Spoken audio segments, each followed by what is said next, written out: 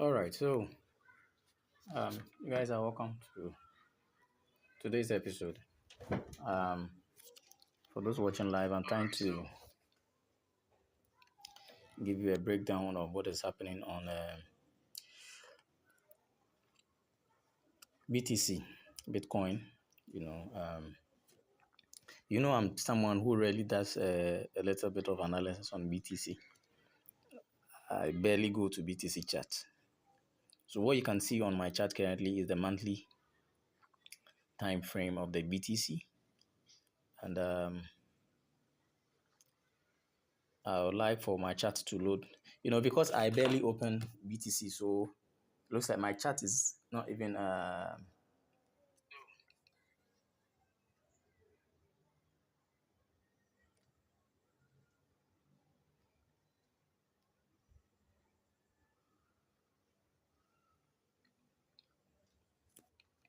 my chart is not even up to date. It just loaded most of the chart for me. For most of you, could see where BTC currently is surging to. All right. Um, it's not that I hadn't been a fan of BTC. I have been a fan of BTC, but then quite a couple of time back, I haven't been trading BTC. You know, um, because of reasons that I should say best known to me. You know, and I would like to currently emphatically say that um, most of the big countries, most of the giant countries that seem not to have interest in BTC, should I say currently seem to be more interested in trading BTC. You know, so if you are not in sync, I'd urge you that you should sync yourself with trading of the BTC. The current market situation is that most people trade based on speculations. You get it? But speculations is yes one of the means to gather information for trading. But I would emphatically say that now BTC is accepted by most of these giant nations. So I believe that for nothing at all, uh, we should take a close look at BTC, you know, and analyze it properly. We could see currently that BTC is trading against the USD. Okay, um, we are on the monthly time frame.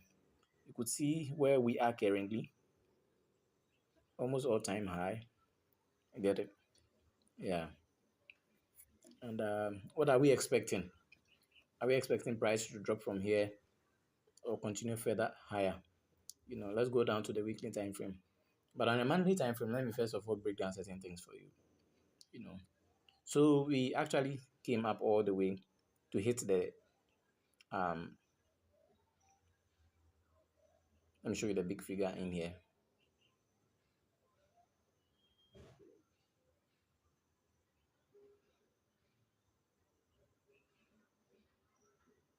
Thank you. So we hit the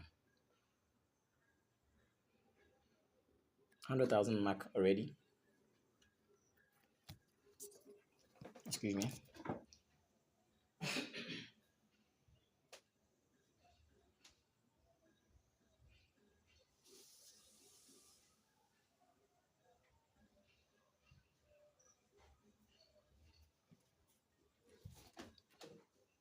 We hit the 100,000 mark already, and you would want to see how beautifully it reacts around this big figure. Okay, sorry, the 10,000 mark.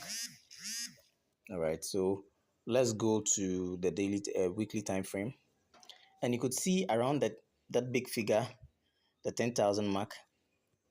So when I go to the monthly, you could see where we are. Okay, sorry, the 97,000 mark. We're currently around the 97. So let me go down to the weekly.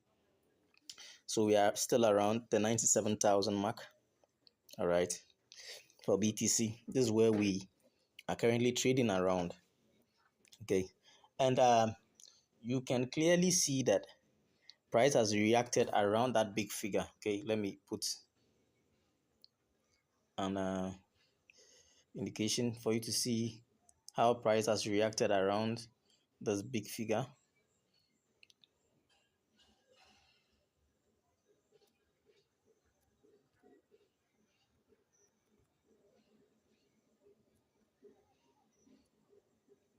So you could see this is the 100,000 big figure. Okay, so you could see how clearly how price is reacting around this big figure. Okay, you can see how clearly price is reacting around this big figure.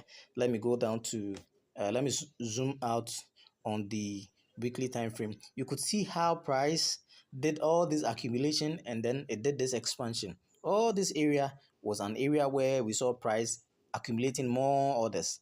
Okay, price accumulated more orders inside this area and then it expanded to the upside. So as price has accumulated orders, the next thing that it's going to do around this area is possibly going to do more of an accumulation. Okay, it's going to do more of an accumulation around this area. Okay, around that big figure, it's going to still do more of an accumulation and possibly um, delve a little bit below this accumulation and then sweep orders. Okay, because as it's going to accumulate more orders, as price accumulate more orders, what it usually does is that it engineers liquidity. Okay, what it does is that it engineers more liquidity to be taken later on. And how does the engineering of the liquidity happens? It happens when price consolidates. Okay, just like it did when it was here, it consolidated. It was neither going up or coming down. So you see this consolidation right in here, and then it did the expansion to the upside. The same thing we are expecting it to happen here. If it doesn't happen here, what we want to expect is we want to expect price to actually retrace. Okay, and what does the retracement means? We want to expect price to retrace down into this area. Okay, or it can even be into the mean of this accumulation in here before we can see an expansion upwards. Okay, it can possibly come all the way just into this fair value gap resting in here. Okay, and then it continues the expansion up, or alternatively it can come into this accumulation, the first accumulation that I did in here, and all this that I'm showing you in here is the retracement leg. Okay, just the retracement leg, not the reversal. Okay, not the reversal. Okay, so what happens is that if we accumulate more orders right in here, okay, this will be the scenario. If we accumulate more orders right in here, we don't expect price to reverse below this level. Okay, we don't expect price to reverse because because I'm expecting someone to ask why. Because in the perfect market condition, price moves from accumulation, expansion, retracement, not reversal. Price will not reverse directly after an expansion. Okay, sorry, an accumulation. So when price expands higher and then it does an accumulation, it does not reverse. Anytime you see anything like a reversal, it is referred to as a retracement, or it is referred to as manipulation. Okay, but then it will never sweep below the lows of the previous accumulation that led to this expansion. Okay, so that's how price is booked. All right, so if we are going to have more accumulation in here, we expect it to dive a little bit into this fair value gap resting in here. What is this fair value gap that I'm talking of? Let's go down to monthly time frame. On the monthly time frame, you could see how price traded and left this gap open. How price left this gap open without having to retrade back into. Let me change the color.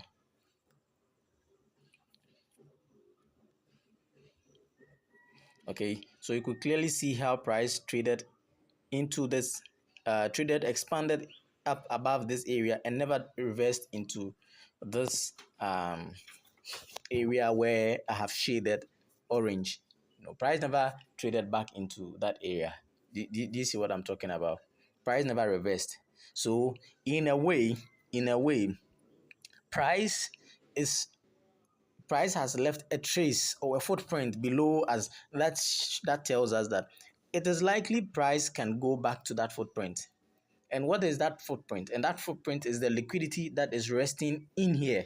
Okay, there is a liquidity resting inside of this fair value gap that is resting right in here. All right, there is a liquidity resting right in here. So if there is liquidity in here, then the likelihood is that price would automatically trade down. Sorry,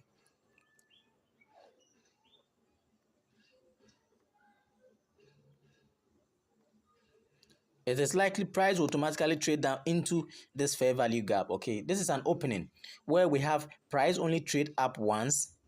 Okay, have you seen this bullish candle right in here?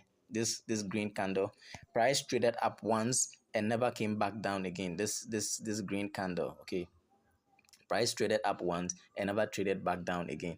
All right, so what happens is that this opening that price has left in here shows you that there is a fair value gap.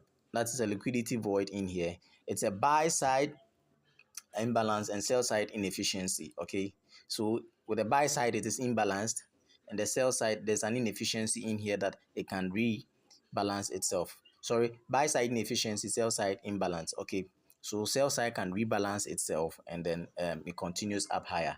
Okay, it's referred as a fair value gap. And one of the things that we should take note of is the mean of, when we say the mean, the middle. Okay, when we look at this shaded area in yellow, you could see that there's a dot showing us exactly where the middle of this fair value gap is. So what we'll do is I will pay close attention to when price is retracing back down into this area. Okay, should price trade retrace back into this area when it's almost at the mean of this fair value gap, we observe closely and see how price react. If we see any sign of retracement upwards or rejection from this mean, then we know that price may not necessarily close in fully on this gap, but then it is in a hurry to expand further higher. Okay, so obviously most of us who are waiting to see the price go down closing fully, we may miss the trade, and then it will just continue from here and expand higher. Okay, another beautiful thing that I would want you to take note of is let me go down to the weekly time frame, is that you could see this accumulation happening in here. Okay, this accumulation, that's small accumulation that's happening right in here, what it can do is that it can still continue further higher without necessarily um trading down into the fair value gap. Okay, it can still leave this fair value gap opened, and then it can still expand higher, just like what I am expecting. Okay, so basically that is one of the important things to also take notes of. But then it will be very nice, or it will be very good that we see price trade into the fair value gap or dip into the fair value gap before it does the expansion higher. Okay, in my next video I will explain to you what are the gaps. Okay, what are the meaning of the gaps, what are they? I'll explain further in my next video. And what type of gaps should we expect? Okay, there are some gaps that price will rally away quickly from. There are some gaps that will never be closed. There are some that will be fully closed. Okay, that's the fair value gaps. Okay, so that is what I'm expecting. All right, so without further much, I'll go down to the lower time frame, um, which is the daily time frame. Okay, let me take off all these annotations and the shaded areas and all that. All right, so let me go down to the daily time frame. On the daily time frame, what do we see? So beautifully, we are seeing how price has left has left her with some nice area of liquidity that price can easily go and grab. Okay, we saw this. You realize that when I was on a bigger time frame, I was looking at this whole area as an accumulation phase, right? You saw that I was looking at this whole area as a level of accumulation, right? Good. So whatever happens inside of this area is still regarded as an accumulation, all right? So there's no need to panic. Whether you have that fear that, oh, is price going to retrace, is price going to go down? No, relax. So one thing that I would like you to see is that look at where we have the big figure, the 100,000 figure, and look at how price traded almost to the 100,000 figure, and see how price bounced away from. You see how price at this point, how price traded onto the big figure, went upwards, came back down to it. Oh, taking this thing off anyways. I think I've messed it up. It's around this figure. I mean, the big figure is around this area, not so exact, but and all that price did. What are the traces that you are seeing around this big figure? So here, price is engineering more liquidity. Okay, what are the first liquidities that we are seeing? Now, beautifully, I can see there are sell side liquidities resting below this area. Okay, sell side liquidities resting below this area that price can necessarily dip into, and then take the sell side liquidities before it rallies up, because it's a clean relative equal lows that are right in here. Price didn't close in or didn't trade below it, so it's possible price may trade below it, especially when we have take note of this, especially when we have sell side liquidity um, that has sell side liquidities that has a fair value gap just below it. It is a very clean sell side liquidity that can be run. Okay, good. So I'm expecting, because we have a sell side liquidity that has a fair value gap below it, which was on the weekly and the monthly. Okay, so it's possible we have price come down to clean or sweep all that liquidity resting below this area. Okay,